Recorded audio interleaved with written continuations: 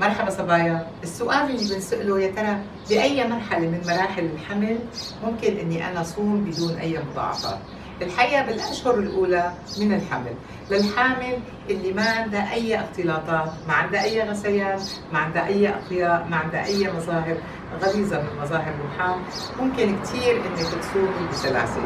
وبالأشهر اللي بمنتصف الحمل اللي هو الثلث الثاني من الحمل اللي دائما بقول لكم إنه هذا عسل الحمل، كمان انت ممكن انك تصومي اذا ما عندك اي اختلاطات وبدك تجربي.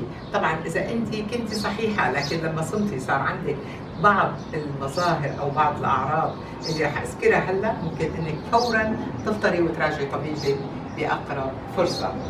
الحامل اللي ما بصير انها تصوم ولازم تنتبه كثير للصيام هي الحامل بالشهر التاسع، لانه في مخاطر من صيامها بهالشهر. مع تمنياتنا بالصحه والسلامه للجميع.